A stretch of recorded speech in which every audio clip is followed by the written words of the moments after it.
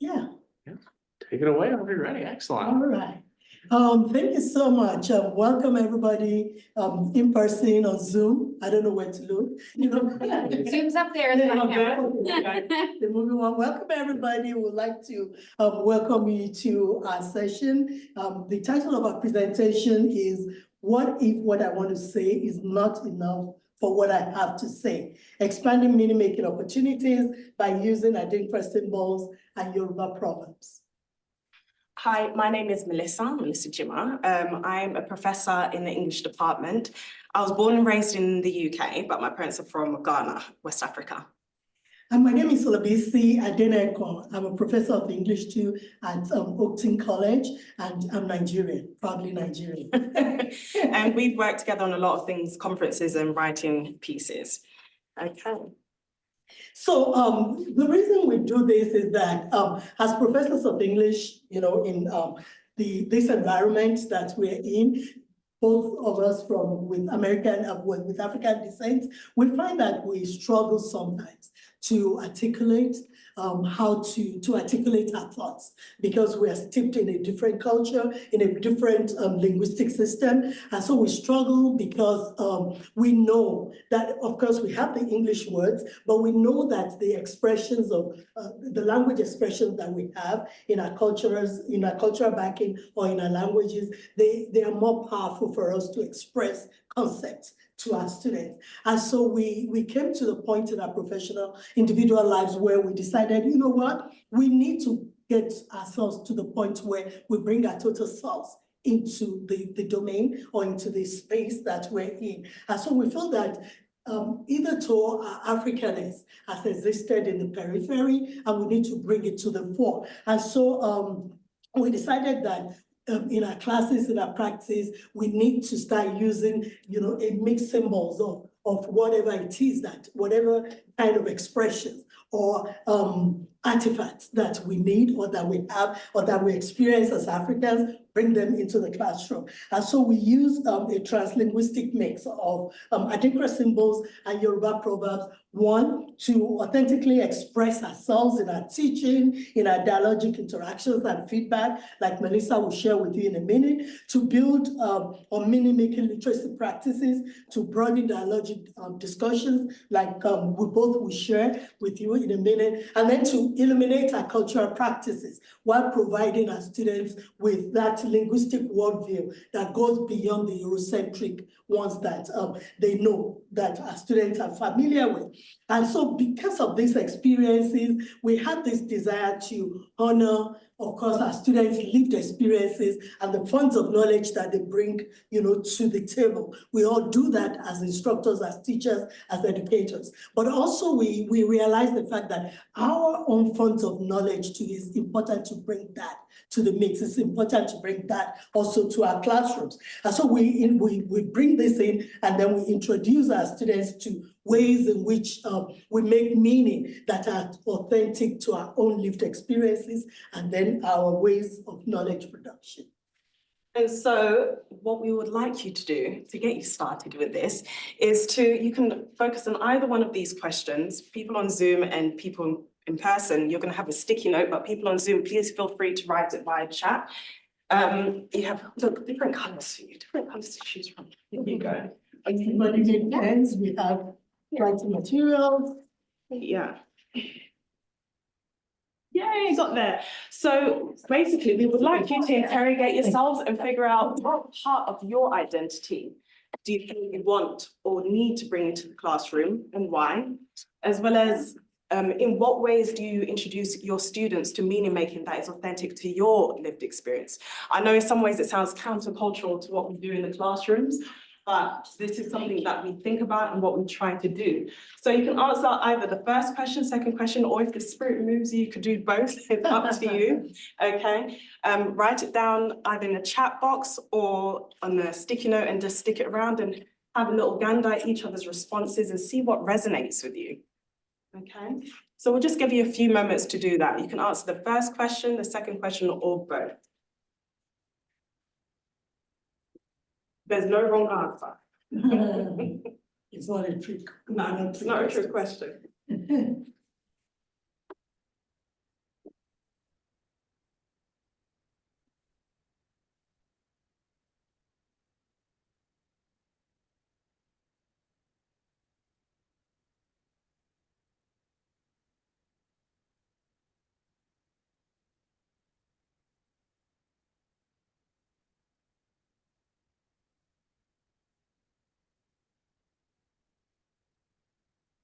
See a lot of thinking going on. Exciting, exciting.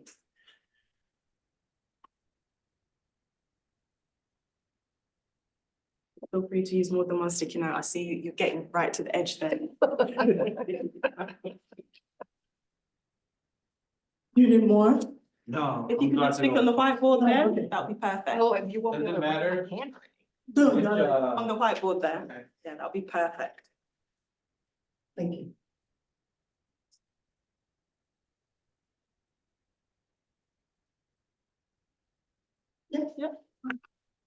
Oh, I'm speaking. You look like you're also thinking very hard. I am. Now that you've noticed, I'm gonna be disappointed with what it yields. I Not have a- that bit. Proportional. Input output situation. Nobody will be able to read mine but me, because I. Yeah, we know who you are. My Yeah, handwriting is chicken that's- scratches, so don't worry. It's always interesting seeing instructors stick their stuff up on the board. And I'm like, I'm pretty much like that. It has to be just so. Do we have some in the chat? Yep. Oh, exciting. Let me know, they need regionals in the chat. I'll just do that.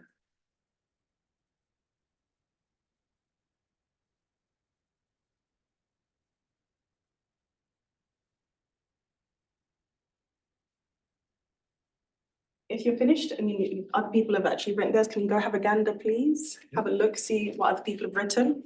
And then we'll come back. We can read out the ones on the board and you can read out the chat.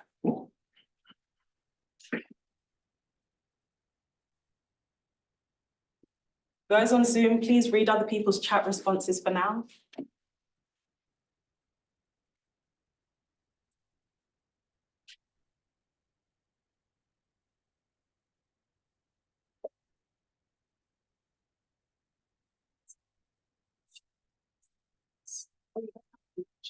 Oh, I didn't, that's what I mean, is that it looks like I did, but I don't. Oh, yeah. No, that's right.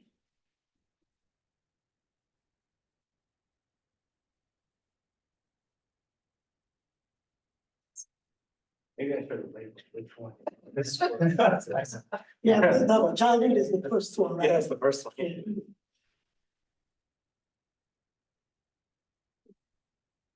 Okay, think about one that resonates.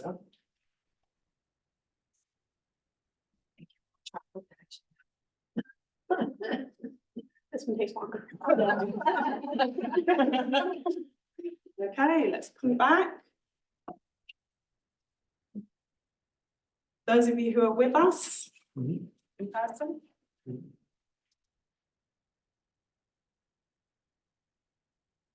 Would you like to share one that resonated or your own? Anyone in person? For which question you were answering? I answered the first one and I put down my childhood. Mhm. So, excuse me.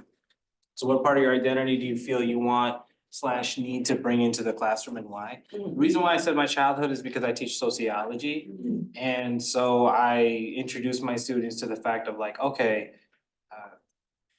when I was a child, I was kind of like a people watcher and like that goes into like other topics of like being an outsider and things like that and like how that like helps develop like the sociological perspective. And like that kind of like opens it up for students because some students are able to like relate to that and then also identify with it as well. Thank you. I'm now the dean of adult ed, but when I was teaching, what I wrote was also to question one. Mhm. And I got my doctorate in more recently. And so by that time, I actually wasn't teaching, I was already in administration, but what I would do was orientations with students. So what I would always want to make sure is, I wouldn't tell them I was working toward my doctorate, because these were students who were working towards earning their GEDs.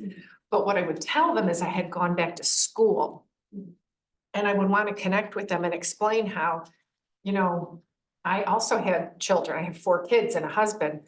And so, you know, I too was, you know, I could connect with them with things about you know, if the kids were sick, how did you take care of that when you needed to go to class? Or, you know, I went to night classes, so trying to, you know, there's dinner on the table before you go, or the kids need help with homework, or kids needing to, you know, how many cars, you know, we never had as many cars as we had drivers, so just trying to connect with them, because those are a lot of the same scenarios that they had in their lives.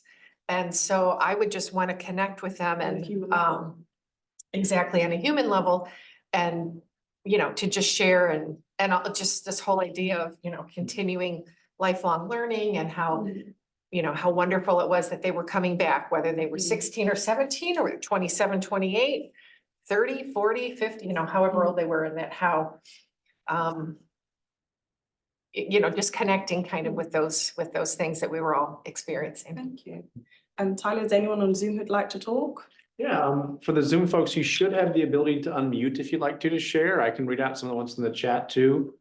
Some of the ones in the chat I'll just start reading out is, someone wrote, Sherry Lacey wrote, the part of my identity I want to bring into every classroom interpersonal exchange is my desire to be vulnerable and foster a safe, trustworthy space for others. Monica writes, I want to bring a sense of community and joy.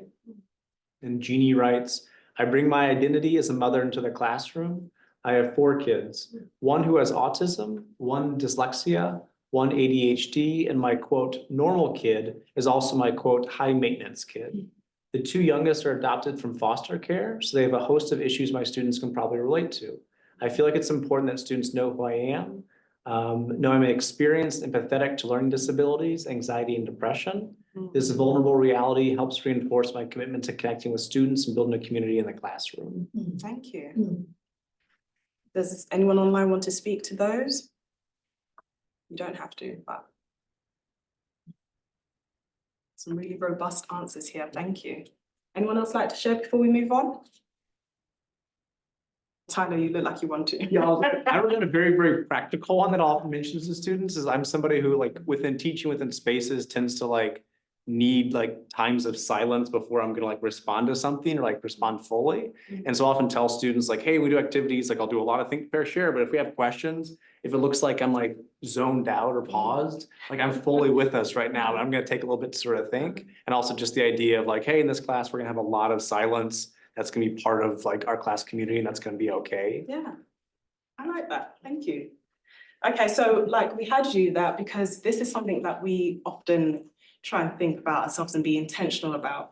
We feel the deep need to incorporate the complexities and realities of our literacy experiences into our teaching to embrace who we are and explore how this impacts meaning-making possibilities for our students. The revelation came to us during pandemic. You know, sometimes you've got those things in life that jar you and you're like, oh, I need to reimagine and rethink what I'm doing and why I'm doing it. And for both of us, we've been working together for a long time. We realized during the pandemic, we pivoted and we shifted, and we knew that throughout all the chaos that it actually, there was unveiled boundless opportunities for meaning making and changing up our pedagogy, our instruction, our modes of delivery. So we realized that the reconceptualization was very much needed in the time of uncertainty. So it's freed us to reimagine what we want to happen into our classrooms now and in the future, and given us room to place more prominence on our cultural knowledge systems, because a lot of the times we don't realize the power of what we know and how we live and how that can fuse life into the classroom. And so we decided, wait, this is different. We're in a different setting. We're here for a reason. We come into a classroom and immediately people know we're different. Why aren't we being honest and authentic with that, okay? And so as literacy instructors who instruct, read, provide feedback on copious writing assignments, as we know, we saw the need to think about and discuss how to make allowance for all that is needed to help our students to write and articulate and produce their best work. So we found out what was resonant for us and makes sense for our culture, particularly for me, was Adinkra symbols, and for Bissy, it was Yoruba proverbs. And we use that in our instruction, our feedback, and our dialogic discussions, because we enjoy the opportunity for authenticity and intersubjectivity. All right, so both Adinkra symbols and Yoruba proverbs, of course, are rooted in West African culture. as Ghanaian and Nigerian scholars and of course educators, these give us additional layers of tools that are authentic to our belief system, that are authentic to our cultural heritage and our background, and of course in our meaning-making process. So I would start with our focus on the Yoruba proverbs. They are very latent in meaning. Yoruba proverbs, just like Proverbs, maybe in the Bible, but Yorubas are more like into it. Most other languages in Nigeria, but because I'm Yoruba, that I'll speak to what I really know. Do they know what Yoruba is? Oh, yeah, I'm a Yoruba. In Nigeria has about at least 250 languages, different languages in the country. And the Yoruba is spoken by the people in the southwestern part of Nigeria. We also have the Igbo speaking people, and then we have the Hausa speaking people, but there are so many other languages. For example, the Yoruba language is spoken in a wide array of tribes.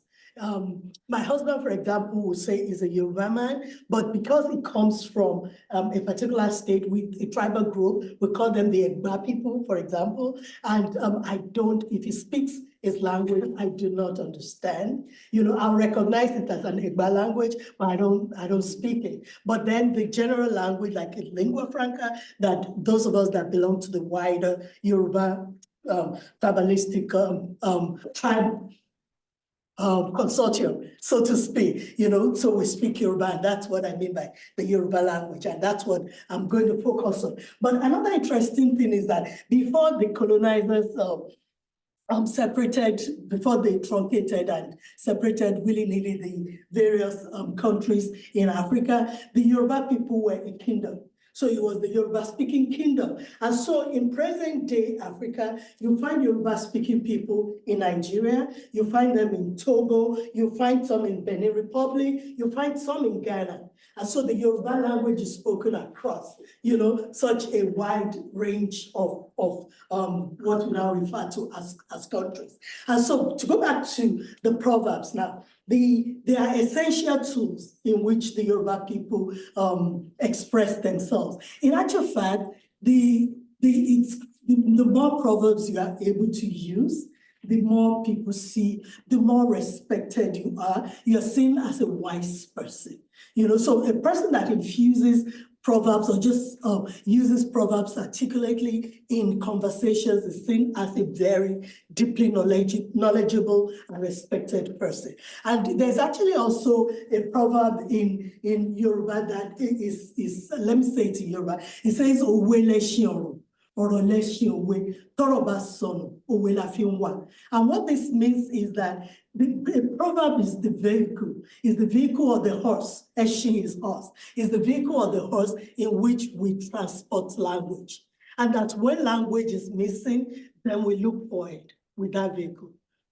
Does that make sense? And that is that encapsulates what we're trying to say in our presentation, right? The fact that sometimes words are missing. Sometimes the English words, I find it missing for me. I just can't find it because that's not my first language, and also because I'm more steeped in my native language. That's what I grew up in. And so I go back to using proverb to find meaning, for that meaning-making situation in my classrooms and even in day-to-day conversations and day-to-day conversations with colleagues and all. Sometimes it's just more deep, it's more meaningful for me when I say, okay, like we have this proverb, and I say the proverb and I translate it, and it's like, oh yeah, now I get it, because that's the way that I express myself, all right? And now I want to very quickly, I don't know, Tyler, you're going to deal with the online, I don't know how to do that, but I have here different color-coded proverbs and translations. So you're going to have the translation and the proverb, into, and you can take whichever one. And just to give you the flavor of, or an example of the various, you can take as many or as few as you want. Just to give you examples. Yeah, so each color matches. You have a color of the proverb, and then you have the translation. So essentially, you'll see that you've got So you have. a proverb in English and then proverb So in you Yoruba, have and you have to match it. this. I don't know how Does that make sense? Oh, is it all the same? Yes. Oh, Mhm. Makes sense? Mhm. Okay. Well, I have the- Okay. You got it right? Okay, I'm sorry. So, yeah, I'm sorry, I didn't. get it. So this is proverb that. Oh, one second. Yeah. Proverb Okay. translation. Thank you. Just for We'll you get it to right have back. a flavor, just to have a, yeah, to see how, Sure. if you want more. It's very interesting. And it makes sense. Yeah, thank you. Do you want me to take some? Oh, Yes, now. yeah, there you go. Thank you. So, yeah. Yeah, I get that. So you see that in each of the different colors, we have the proverbs and then we have the translation. What I'm asking you to do is just like Elizabeth, just like Elizabeth said, just feel the flavor of it. See, how deep, even if I'm the one saying it, so it's saying so, right? How deep these proverbs and translations become, or how deep they are in So I just give us like 5 minutes, but while we do that too, sorry, I'm getting my steps in. No, that's fine. Well, I have steps to get into, so if you need any help, you just let me know. I'm happy to do it. So I'm also passing around pieces of paper that just a list of like the different contests in which we use the language in which you could use the proverbs. And what I'm asking you to do, maybe in the next couple minutes, is to look at it, maybe one or two, because we have a lot, but to look at one or two and to figure out, okay, wait, which one would go with what contest? And then maybe we'll share that out, just share what our thoughts are about those.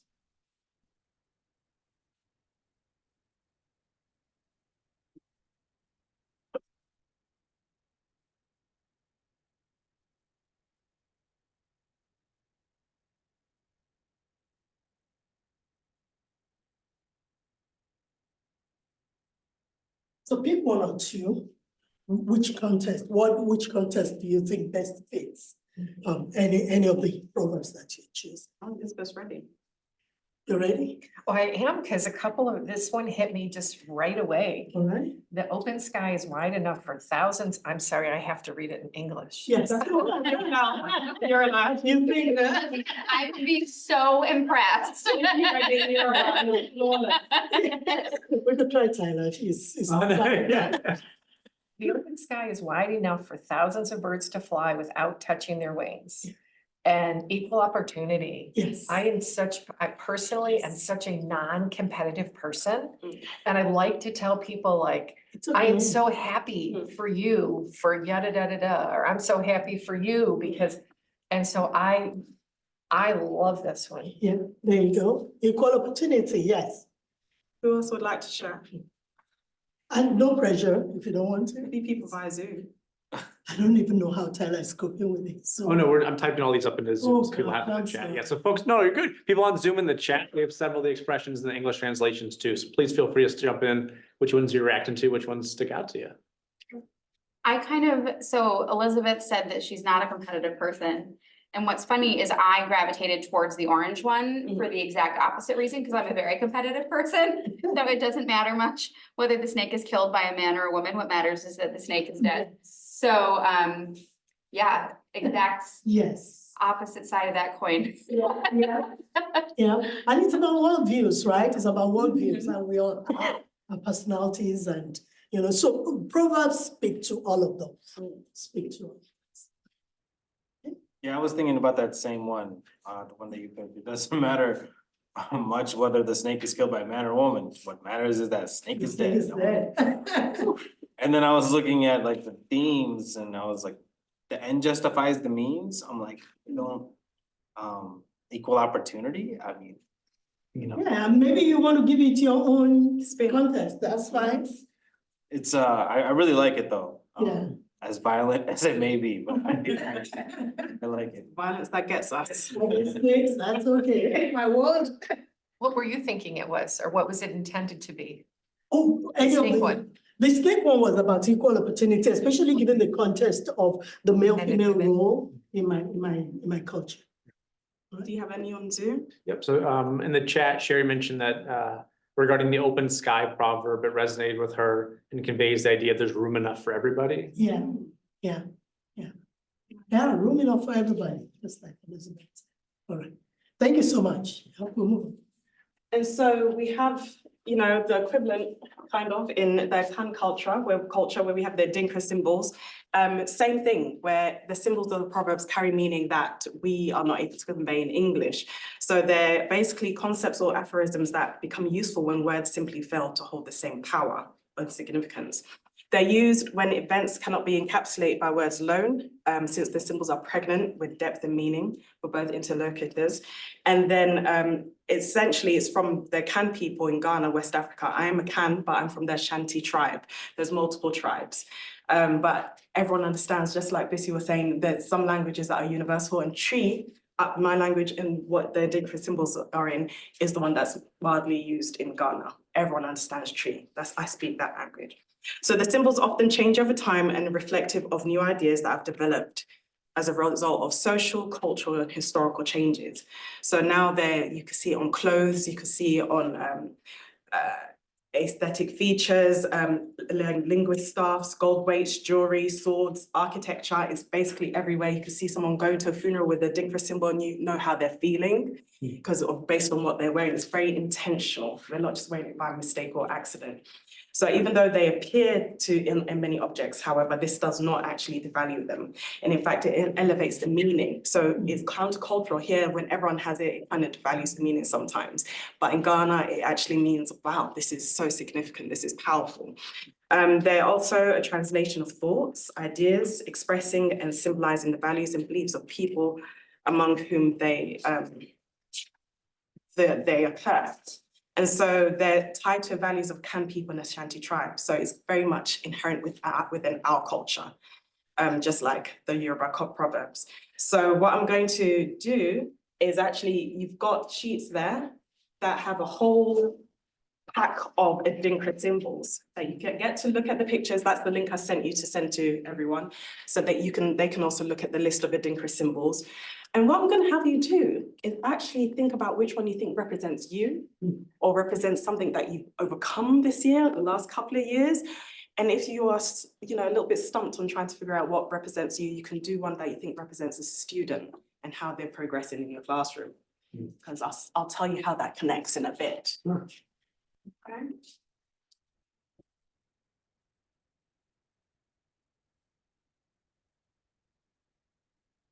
I will say that Adinkra symbols, there's over hundreds of them. So this is just a carefully curated selection.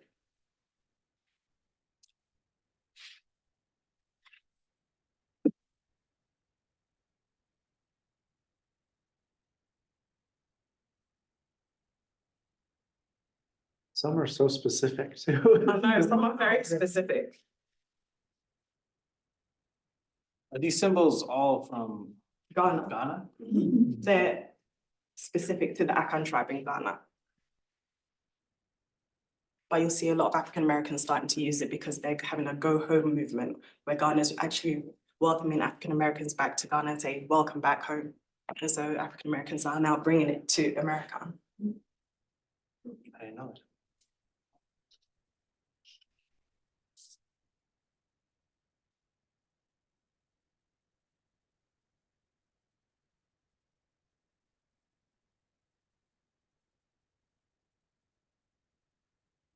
Only give you about 30 more seconds to look through and see which one resonates either for you or a student in mind, but feel free to choose more than one if it tickles your fancy.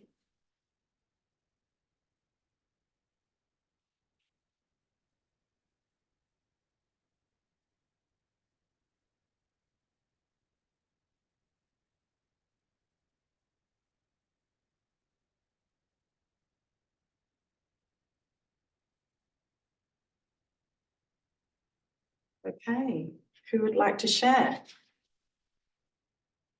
I see some smiles as people looking through the list. I'm so curious to see what you all found.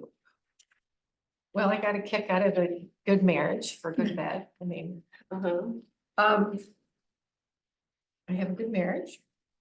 The one that struck me personally, though, was peace and harmony. No one should bite the other. And be kind. Okay, my children would tell you that my motto is it's better to be kind than to be right. Mm. And then when they're really messing with me, they're all in their twenties now. So when they're messing with me, they'll say it's better to be right. Them kind.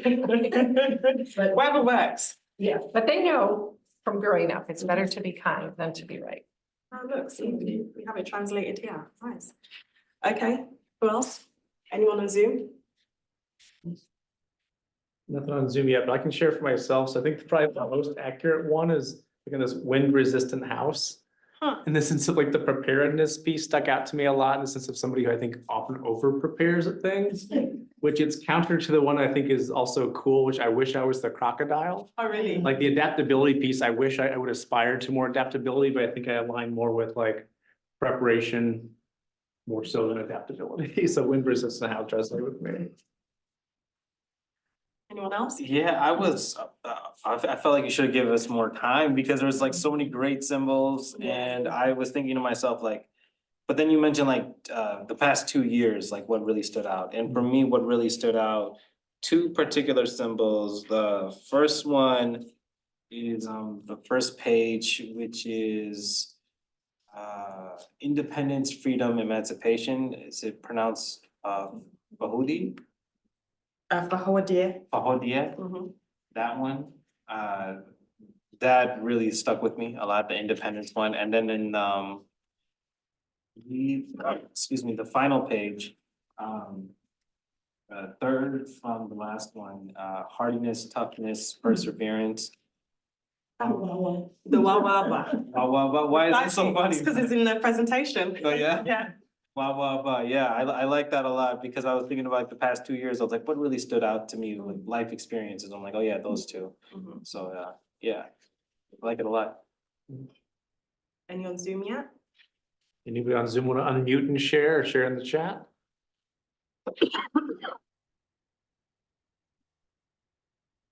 So while he's doing that, can I ask a question? Sure. So is what you're suggesting then is this gentleman, this wise man who's wearing these, is that he's showing that these are the ones that he feels a connectedness to?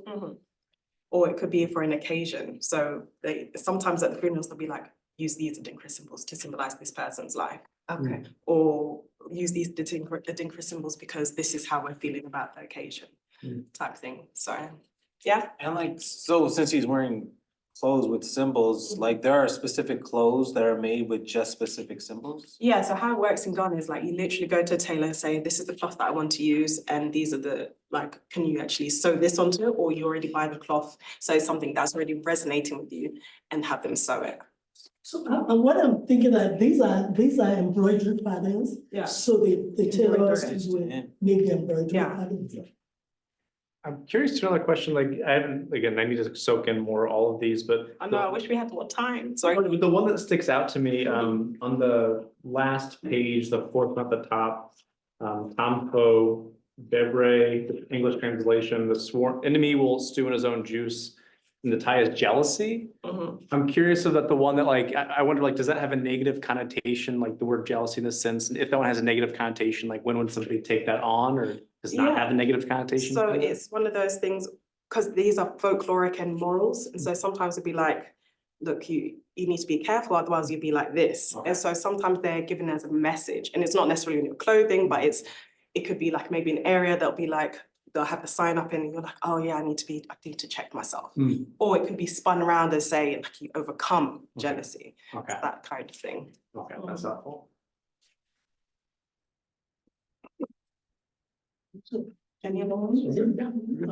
So we make the case for the use of African centered praxis, and more specifically, of course, Adinkra symbols and Yoruba proverbs We use them to facilitate instruction for dialogic exchanges like we've been having in class, and to provide student feedback, to expose our students, like we said before, to different ways of thinking, of being, and of doing. So we ground our work in African-centered theory, and what this means is that we express the African worldview, and we create that space for us as African-centered people, to be who we are and who we need to be, but unapologetically so, to just center our belief system, our theories, and our practices in what is essentially African, and not to apologize for doing that, and to draw into our deepest roots, and bring out what we have, so that we can share that with the world and we can be authentically ours. It creates for us a strong sense of identity, of history, and of culture to deal with some of the problems, that exist today and that may exist in the future for those of us in these different locales. It also embodies for us the struggle for the total liberation of the African mind from the effect of slavery, of colonialism, and of course, neocolonialism that we all are experiencing in different African states. It's a means by which provision is made for a better understanding of points of view that are derived and centered in African experiences and values. And so this is the one that you selected. This is what we're laughing. Okay. So this is just an example. Tools. I use Adinkra symbols as tools for feedback. I've done it I've done it at Judson University, and I've done it here. So what I do is, for example, this is called the Wawa tree. Okay, the tree of the Wawa, the seed of the Wawa tree, and it's understood as being strong and hardy. And it's typically the symbol for someone who's strong and tough, or has been through a lot and persevered. It's meant to be an inspiring symbol. So this one, as you were asking before, this one is known to be an inspiring symbol, intended to help someone persevere through hardship. But of course, the students that we have typically don't understand the meanings of these symbols because it's not really well known. And so this practice then becomes a shared experience as the students are actually discovering, oh wait, she's given me this symbol, what does this mean? Let me try and read the symbol, let me try and understand the symbol. And so it's meant to speak to their personal but also their literate identities. So I taught a doctoral class at Judson, and it culminated with a symposium that had 50 to 60 attendees. It was during COVID. So the students were rattled and they were anxious and were like, oh my God, what are we going to do? They'd been through so much in this class. And I decided, okay, I want to give them something a little extra, a little bit more than the usual summative feedback or formative feedback even. And so we had to do it virtually. And they were just really stressed. And all the instructional changes, I decided, let me honor their efforts. And so what I did was, because the words didn't seem like enough, I decided to invoke my own cultural heritage as a form of feedback and give each student a Adinkra symbol that I thought actually represented them and their progress in the classroom. So you've just practiced that for yourselves, but I also did it for my students. I picked one that represented their growth, their character during the class, and also some summative feedback. Again, I would like to reiterate, there's over 100 of them. I had 12 students, so then I had to figure out which ones best suit which student based on what they've achieved in my class and how they've gotten on in my class. Obviously, I know as a Black immigrant educator, and that class was full of white students, that was like, is this going to be a little bit complicated sending them something that's like inherently Black? But for me, it was more of a gift of myself to them, for them to understand that there are different and sometimes better ways of being celebrated and different meaning-making opportunities that are beyond the traditional Eurocentric ways. So I was able to be authentic in my feedback, and they were exposed to an alternative meaning-making system or knowledge-making system. I thought that for me, personally, it was a more accurate way and a holistic way of honoring their work. And so I use the symbol as the inspiration to write a little note for them. So as we look at that Wawa tree, for example, I'll use the note plus what it's called, the meaning of it, and then I'll just use that as a springboard to give them actual specific words. I had one student in particular who had gone through a whole lot. She'd been through COVID, she'd been through personal issues, work issues. Her COVID almost killed her, and she still finished out the class with an A. And so I gave her that Wawa tree there. And I coupled it with the words, very few people go through what you do, grit their teeth and pummel through. You're determined to produce excellent work, and it shows. Your innate and quick grasp of concepts are amazing. We are always stunned by the passion and wisdom you bring. The field of education needs people like you to champion those who need it. And so I already knew she was tough. I already knew that she'd been through a lot, but I also wanted to further that and couple that with some extra words. So the Adinkra symbols that you just did, this is why I had a short time at the beginning. I want you now to apply that to a student that you think of. Okay, so think about a Adinkra symbol, any student that comes to mind. And think about the type of feedback you'd give them, summative feedback, either their personal or literate identities in your classroom. And then write a little sentence to springboard off of that with a little sentence, like the one I just read out.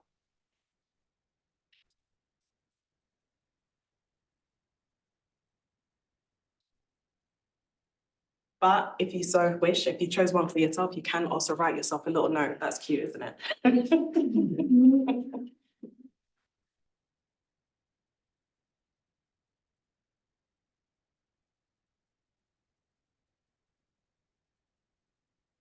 Be the same with Adinkra symbol you chose before or a different one.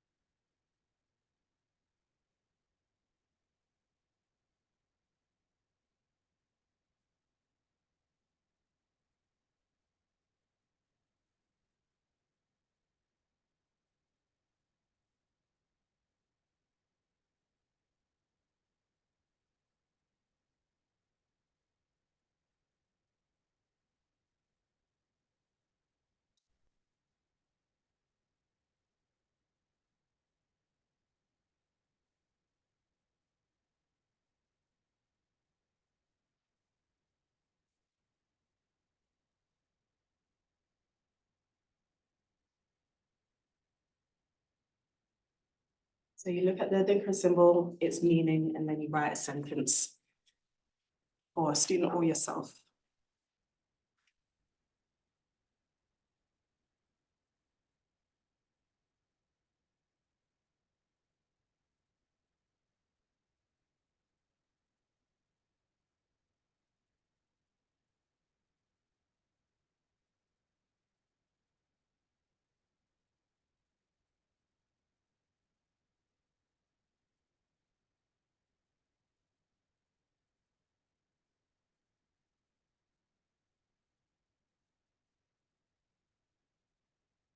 Love how everyone's really looking hard at it.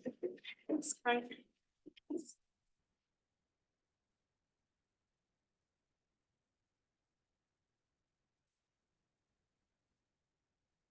Looking at these symbols, I'm like, I need to get to know my students a little bit better. Yeah, You know? yeah, that's, Oh, that's interesting. that's it. Yeah, that's definitely something. Cause like, I mean, it's what, it's week 6? And I'm thinking to myself, I'm like, yeah, this person could fit for this or they could fit for that, but like, what about my other students? I'm like, I don't even know what they would fit. Yeah. So it's kind of like a little embarrassing to think to myself, like, I don't even know them that well. Well, the one that I picked was for a student I actually had many, many years ago, because this jumped out at me. And once you said, think about a student. And it's the one on the front page, fence, love, safety and security. And she had been working towards her GED in my class. And her family had been very supportive right up until the last test. And as she was going to take the very last test, her parents took away her car, her sister stopped babysitting her children. And so what came to mind to me was, I wish for her love, safety and security.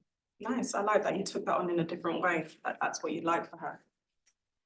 Who else would like to go? I also, a lot of my teaching was in adult education. And so what stood out to me was actually Tyler's, the fortitude and preparedness, just because like our students are either like going for their high school equivalency after, you know, leaving a traditional high school setting, or like coming in and learning an entirely new language and starting over. So I think just kind of remembering that and like acknowledging that, even when there is feedback that might not be super well received or like optimistic or interpreted as optimistic, I guess. So just kind of reminding them of that quality and to keep moving through it despite obstacles. Nice, thank you. Do we have anyone on Zoom? Yeah, one of the Zoom comments was just that I loved how much you gave each student their own symbol, and how meaningful that was. That was the comment that came so far. Really appreciate that. Thank you, appreciate that. And I was thinking when you said that too, that you were a little nervous, because you said they were typically mostly white students getting this feedback. I think it's totally awesome, and my take, had I been in your class, would have been, what a gift. Yeah. I'm glad, because when I did it at ECC, that was the one time that I saw that everyone actually read their feedback. It was for their final essay. I told them that I was going to give them a Adinkra symbol. They're like, let's practice saying the word. They're like, Adinkra. I said, yes, Adinkra. And it's like really important to my culture. And they're like, okay, we promise we'll read it. I think everyone but one person read it. And that's like far more than what I've ever had. They all read it. So I gave feedback on the document. Then I gave overall feedback on their essay. Then I gave them an actual symbol and then coupled it with extra words. It took an eternity, but I felt like they needed it. Right. Yeah. Were you gonna say something? I was gonna mention, for me, it was helpful, like approaching this, like first think of the student, like, oh, what are all their qualities, and then approach it here, because there are so many of them. Like, it helped a lot to like, oh, choose, that's the quality for the students. Like, I had one student of mine from fall who, like, resilience was the big thing. I was like, Yeah. persistent, like worked with a lot of challenges that came from the fall, but she prioritized what she wanted to do in the class, and so it's like, oh, okay, have those, now I can go to that, okay, there's some of these that match that perfectly. That's great, see? And I have the symbol that I like for my English as a second language students. That I'm looking at the website right now, so I don't know if you see the same thing, because on website on the Zoom we have different screen. But it's Mako, that peppers, a symbol of inequality and uneven development. All peppers on the same plant don't ripen at the same time. So we have multi-level in ESL, even if they're placed on some, on the assessment tool, they still end up being multi-level. So that resonates with me a lot. I love that. And I love that everyone's taking their own like spin on it and understanding of it. It's just how we read the text, right? How we all have our different interpretations and how we then apply it. So thank you so much for sharing that. Sorry. Oh, yeah, go for it. All right, so for me, I'll just mention a few ways in which I use Yoruba proverbs. I teach DevEd, and I've had a situation where I wanted students to do peer review, for their grammar, and the student said, I don't have anything to give. I'm in DevEd. What am I going to tell another person? And one of the things that I share, one of the proverbs that I shared with them is that, see, agbajowo laughing soil. And sometimes, just like we said about the contest, right? I have to supply the contest. And agbajowo means, I don't do this. When I want to do this, I give myself that information. I don't use one finger. You put everything together, right? And then when I use that, it showed the student got it. It's like it takes a team effort. It takes team effort for us to do something together, for you to be successful. And there's another one that I always, that I tell them about, and